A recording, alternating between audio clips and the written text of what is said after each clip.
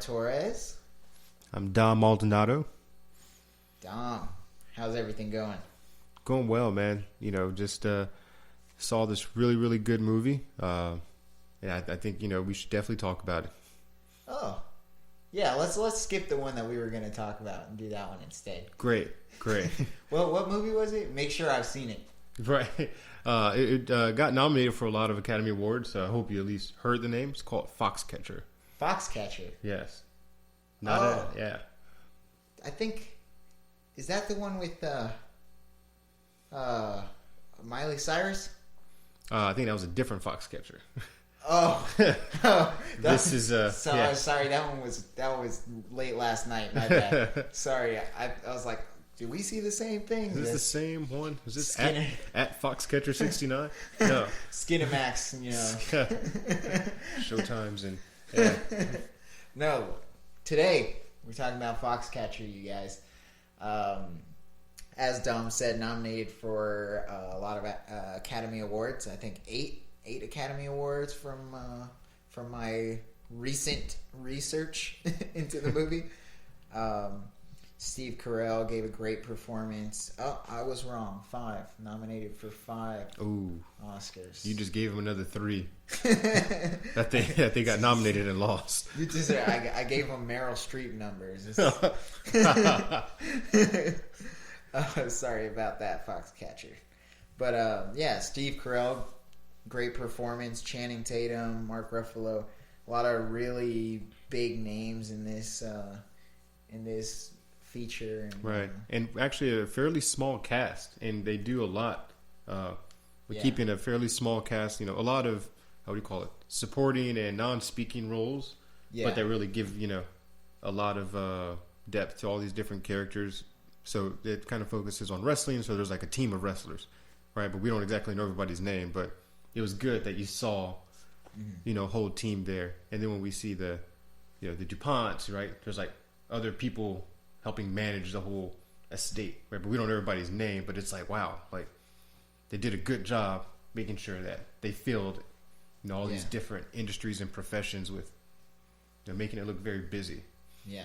So the film basically follows the relationship between Mark Schultz and John DuPont of the DuPont family, right. The big fortune. Yes, the chemical supplier, the chemical engineering family.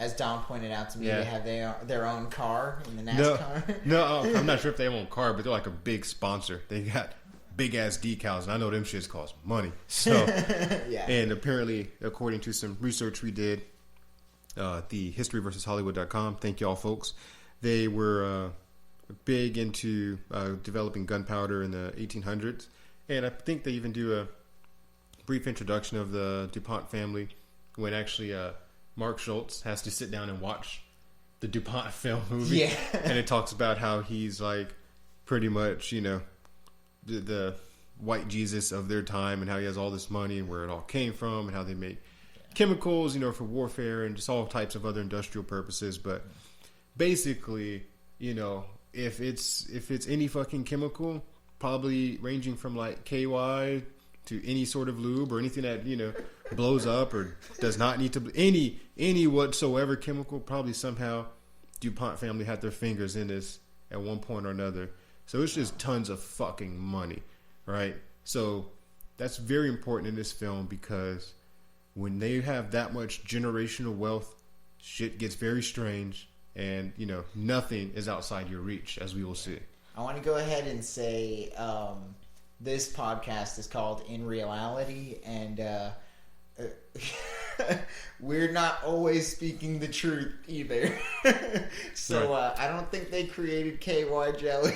Right. I'm not saying that they created KY jelly. I'm just saying, as a chemical engineering company, I would not be surprised if they had patented KY jelly. Yeah, if they had their hand, if they had their hand in Hands KY in jelly. it, yeah, all in it and in all in. Fucking I'm saying armpits deep. It's okay. And KY. All right.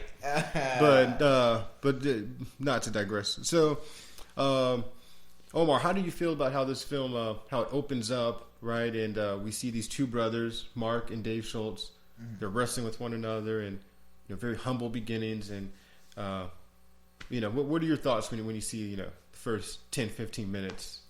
Well, I thought it did a pretty good job of establishing who Mark was, and if you look at kind of the reality of the situation and what was actually happening at the time, it gives a good impression of what was going on in the wrestling world. And even now, you don't hear about the wrestling world. It's something that's so far beyond us, and most of us only ever see it when you're teaching your kid how to do a move for his high school competition, or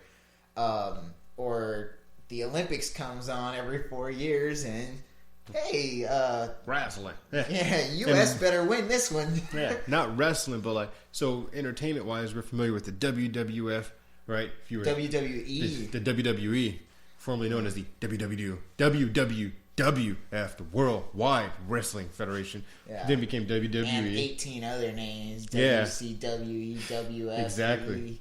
EFUCK. So some might say, yeah, that is professional wrestling. It's an entertainment sport at that point. It's a spectator event. But, when you think about it, it's like, well, I don't know, right? Because, there's minor league, and international basketball, there's professional basketball, Olympic basketball. Mm-hmm. It doesn't seem to exist in the same, scope for wrestling. Like there's college wrestling, you get scholarships. Okay, you go to the Olympics. All right, there's a job for you once every 4 years, like you mentioned. But what about all the other time? If you don't want to be an actor on TV, there's not a large. And there's other markets that wrestling kind of taps into, but it doesn't address specifically. And I think you see that a lot with kind of the UFC, and boxing. Yeah, those are two markets that have potential, even though boxing has kind of died. It didn't die. Right. Excuse me. Pretty boy Floyd Money Mayweather. It's still out there, but it's not as prevalent. And but you're right. It's combative arts type of physical strength training. It has a lot of flexible things there, but that's another big part of this film is there are these gold medalist wrestlers, and they're having a hard time just living life and pursuing their dream and their career of wrestling because nobody seems to give a shit about gold medalists, and despite them being in the top physical condition of their lives and doing all this amazing stuff, the person that gives the most shits about them is crazy motherfucking DuPont.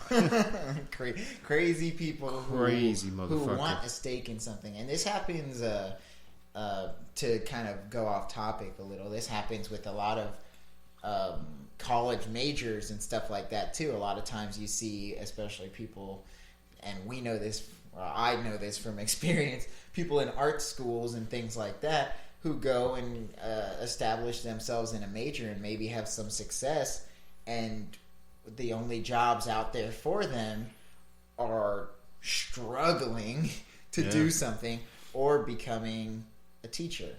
Right. And in America don't give a fuck about teachers. And the Schultzes essentially become teachers, mentors. That's what they are going to do to make money, even if they're gold medalists and they're perfect specimen and this and that. They need to make money, and a good way to make money is to teach other people who want to learn your trade how to learn your trade. And so that's how they kind of end up. That's what motivates and drives them into the Foxcatcher farm. Yeah. So it's not like they are, right? This isn't like some Snow White or Disney. I love Disney films, but this isn't one of those things, right? Where it's just gloriously written and you meet a handsome prince or princess and they're just in a fucking castle, which happens to be a Foxcatcher farm. No, they're driven there by the monetary motivation that I want to pursue my dream, but I don't want to stop what I'm doing, but I need money, and this mad money millionaire John DuPont offers all of that, and pretty much rent free. And so, another thing, all this shit takes place in the 80s, at least in the film. And that's, Omar, do you think that's a big deal? I think that's like kind of a big deal because the economics was different. Crack cocaine just hit the scene. Like, although that only has a small piece. Story. And it was probably just pure cocaine. Yeah, it probably wasn't the cheap stuff. It was probably the more expensive, high class cocaine. But just keeping in mind, all this whole trickle down Reaganomics, right? Eddie Murphy, like all this shit was just happening, right? This is 80s. Michael Jackson, right? When in reality, a lot of this didn't happen in the 80s. And I want to credit History versus Hollywood, the website you guys can go on. It's historyversushollywood.com.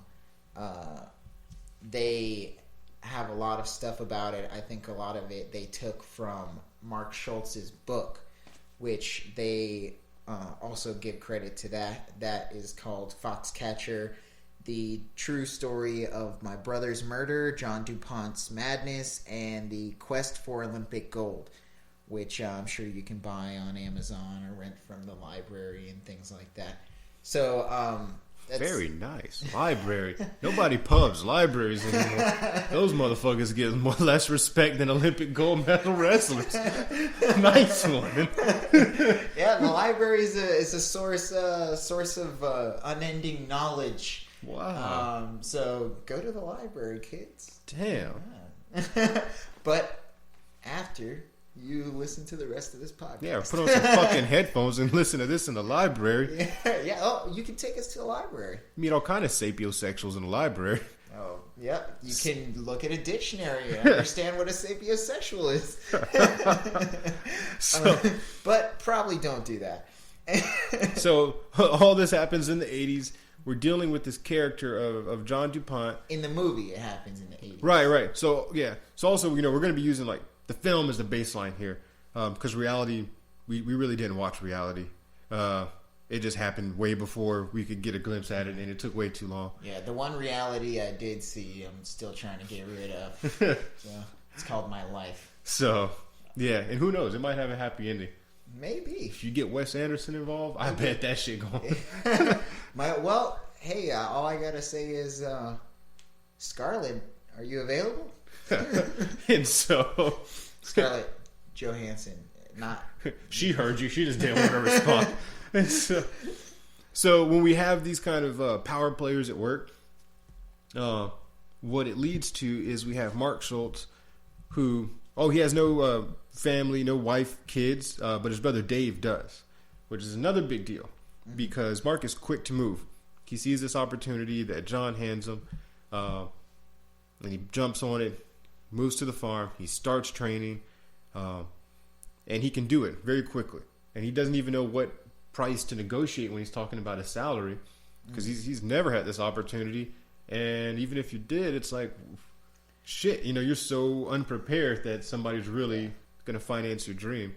Yeah. And let's real quick, I think, some background on John DuPont, just so people get an idea of who he is. He chemically unstable. Yeah, he is very. He comes from a family. He was born with an inheritance that's outside of this world, just more than anybody should really ever be given, just freely like that. It's almost like a sin.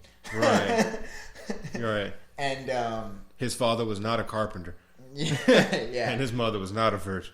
And speaking of his mother, she was more on the equestrian side, and they chased foxes around, I guess, is what the movie claims. I'm not sure. Yeah, so there's like a little side story about how and why it is called Foxcatcher, but they don't like physically run after foxes. Like that has no real bearing on no foxes were harmed in the making